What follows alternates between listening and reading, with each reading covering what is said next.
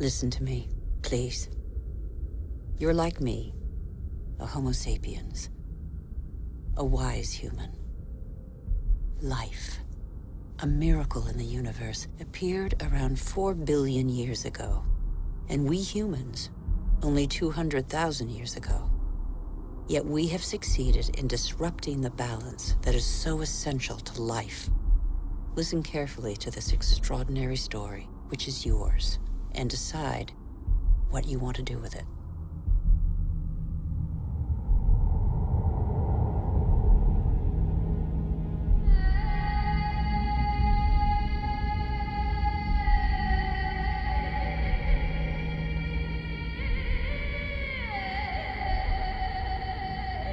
These are traces of our origins.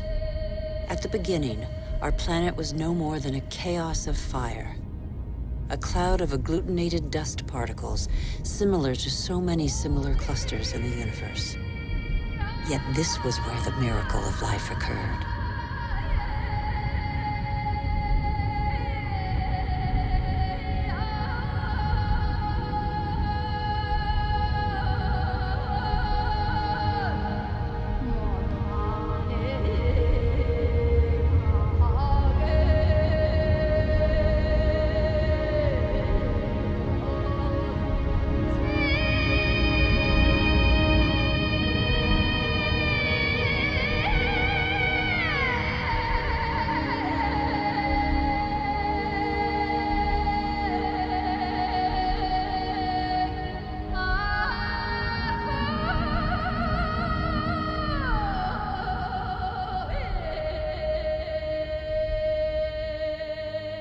Today, life, our life, is just a link in a chain of innumerable living beings that have succeeded one another on Earth over nearly 4 billion years.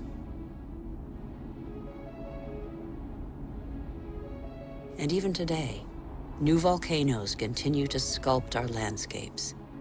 They offer a glimpse of what our Earth was like at its birth. Molten rock surging from the depths, solidifying, cracking, blistering or spreading in a thin crust before falling dormant for a time.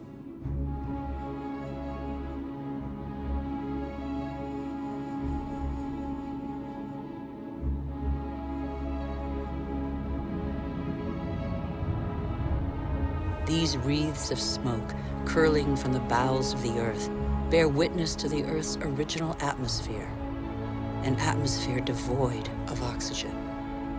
A dense atmosphere, thick with water vapor, full of carbon dioxide. A furnace.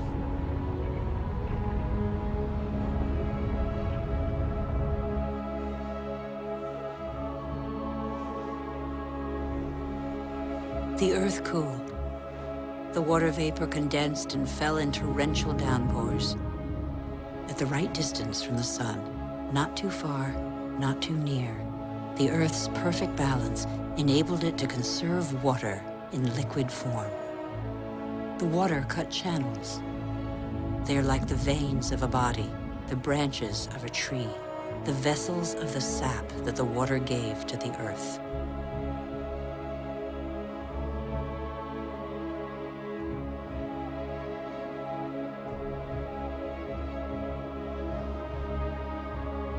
The rivers tore minerals from the rocks and gradually added them to the fresh water of the oceans. And the oceans became heavy with salt.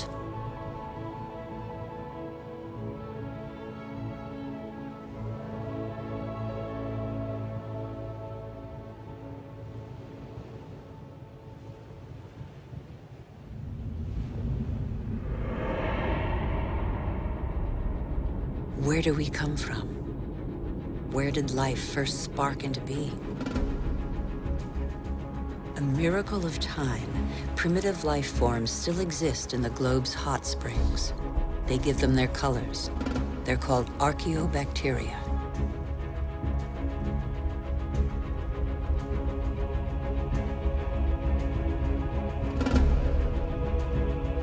They all feed off the Earth's heat. All except the cyanobacteria, or blue-green algae. They alone have the capacity to turn to the sun to capture its energy. They are a vital ancestor of all yesterday's and today's plant species. These tiny bacteria and their billions of descendants changed the destiny of our planet. They transformed its atmosphere.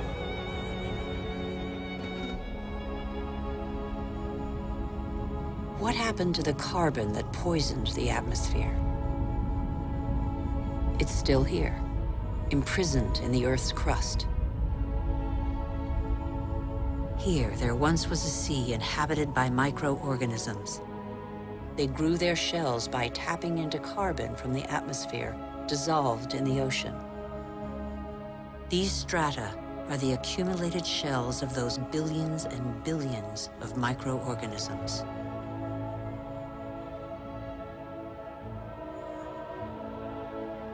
Thanks to them, the carbon drained from the atmosphere and other life forms could develop. It is life that altered the atmosphere. Plant life fed off the sun's energy, which enabled it to break apart the water molecule and take the oxygen. And oxygen filled the air. The Earth's water cycle is a process of constant renewal. Waterfalls, water vapor, clouds, rain, springs, rivers, seas, oceans, glaciers. The cycle is never broken. There's always the same quantity of water on Earth. All the successive species on Earth have drunk the same water. The astonishing matter that is water, one of the most unstable of all. It takes a liquid form as running water, gaseous as vapor, or solid as ice. In Siberia, the frozen surfaces of the lakes in winter contain the traces of the forces that water deploys when it freezes. Lighter than water, the ice floats. It forms a protective mantle against the cold, under which life can go on.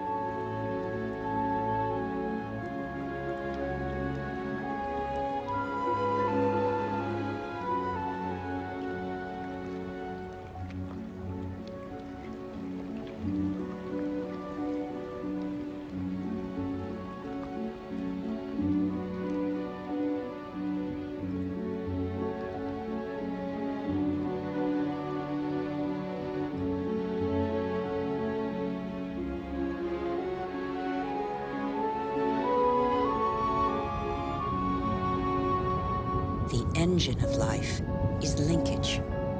Everything is linked. Nothing is self-sufficient. Water and air are inseparable, united in life and for our life on Earth. Sharing is everything.